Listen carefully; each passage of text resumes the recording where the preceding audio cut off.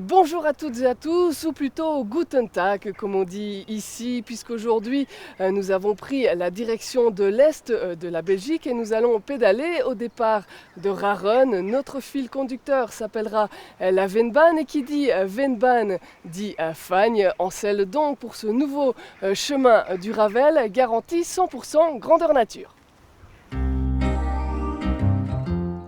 Si vous aimez les vieilles pierres, aventurez-vous donc dans les rues de Raren, vous serez comblés. Parmi toutes les bâtisses, attardez-vous sur un remarquable château construit au XIVe siècle au confluent de deux ruisseaux. Depuis un peu plus d'un demi-siècle, il abrite un musée unique en Belgique entièrement dédié à la poterie. Il est vrai que du XVe au XVIIIe siècle, Raren était l'un des principaux lieux de l'artisanat de la poterie de grès en Rhénanie. D'hier à aujourd'hui, l'ensemble des collections présentées est d'une telle richesse qu'elle fait partie du patrimoine culturel européen. L'autre richesse de Raren autrefois était le nœud ferroviaire qui s'y est développé. Aujourd'hui, l'histoire se conjugue au passé et comble de bonheur les cyclistes et promeneurs qui arpentent l'ancienne ligne 48. Plus communément appelée la Vennbahn, soit la ligne de chemin de fer des Fagnes, elle permet désormais d'unir Aix-la-Chapelle, en Allemagne, à Trois-Vierges, au Luxembourg. 125 km de pur bonheur vélocipédique. Non seulement la voie verte vous fera pénétrer dans les grandes forêts des Hautes-Fagnes-Eiffel, mais en sus, elle affichera une déclivité moyenne de 2% à peine, soit une réelle prouesse au vu de la géographie bien accidentée de la région. Et ce n'est pas vraiment par hasard que cette Vennbahn a déjà été récompensée à plusieurs reprises à l'échelon européen. Georges Wathelet, bonjour. Nous pédalons depuis quelques kilomètres sur la Vennbahn. On peut dire clairement que c'est un fleuron du Ravel. Oui, c'est vraiment une des perles du Ravel. C'est aussi le fruit d'une collaboration entre différents pays, entre l'Allemagne et la Belgique, le Grand-Duché de Luxembourg, le fruit d'une collaboration avec des fonds européens d'ailleurs, de la région wallonne et de la communauté germanophone, et aussi du secteur privé, et ça donne un résultat extraordinaire. Extraordinaire parce qu'il y a toute une série d'aménagements comme on connaît nulle part ailleurs. Exactement, et ceci, où nous sommes aujourd'hui ici à Reudgen, l'aire de repos en est un bel exemple.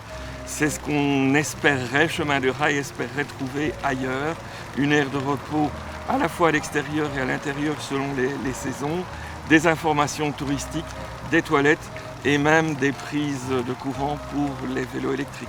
Avec aussi pas mal d'informations touristiques à l'extérieur, je veux dire. Exactement, les panneaux sur la Vennbahn indiquent où on se trouve, quelles sont les possibilités hôtelières ou de restauration dans les environs, la déclivité du terrain et en plus une carte détaillée des possibilités de faire des boucles en dehors de la Vennbahn.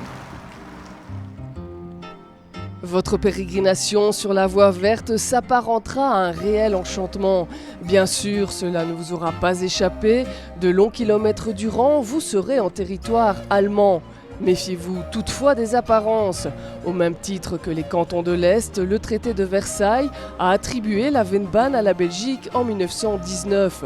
Vous pédalerez donc sur cette bien curieuse frontière où l'assiette de la ligne est belge et ses abords les plus proches sont allemands.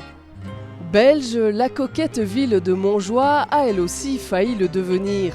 S'il n'en a rien été, il est une certitude, celle de l'indéniable charme de la localité.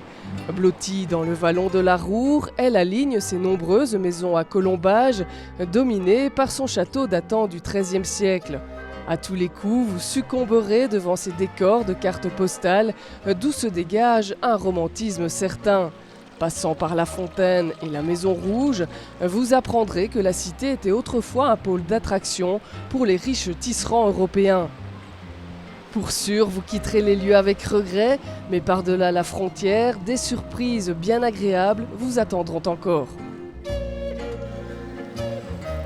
Catherine Margraff, bonjour, vous êtes journaliste à la BRF. Nous sommes ici à la gare de Kalterenberg, à la frontière entre la Belgique et l'Allemagne. C'est vraiment une région très riche à la fois d'un point de vue linguistique et folklorique.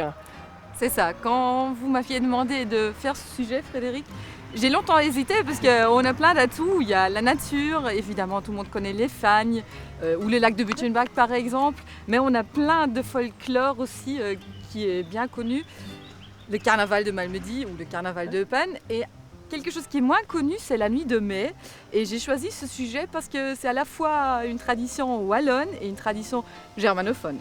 On mélange vraiment les langues ici. On parle français, on parle wallon, on parle patois, on parle allemand. D'où ça vient ?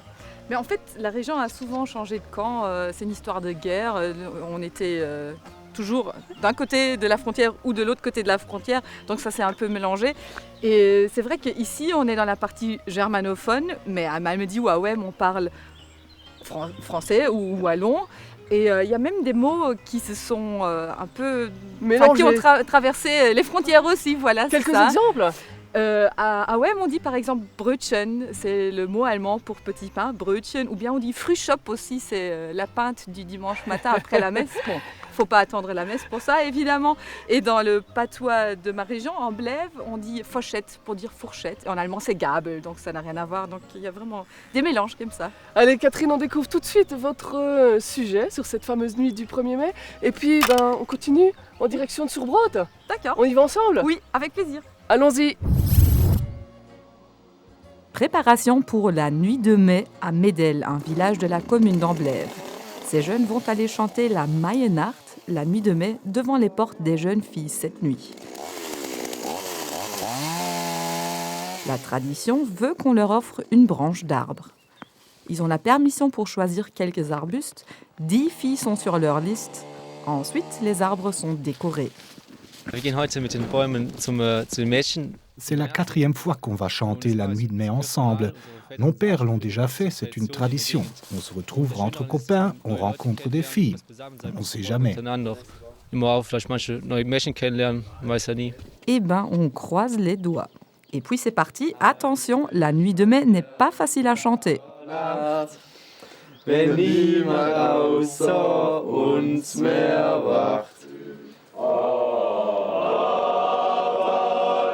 Sauf si vous êtes une chorale. L'Unut du Mail, la nuit de mai a été écrite en 1868 par les frères Lebière. En honneur à la baronne van der Eden, l'épouse du gouverneur prussien de l'époque, elle a ensuite été traduite en allemand. Au départ, l'Unut du Mail était une chanson de rôle de carnaval.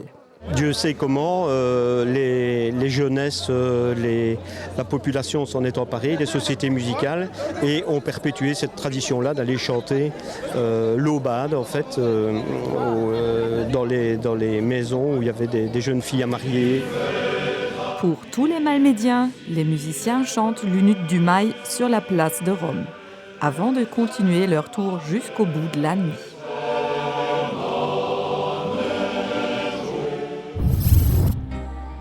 Vous poursuivrez votre route sur la Vennbahn, à l'orée d'une nouvelle forêt, respirerez à plein poumon le calme qui s'en dégage.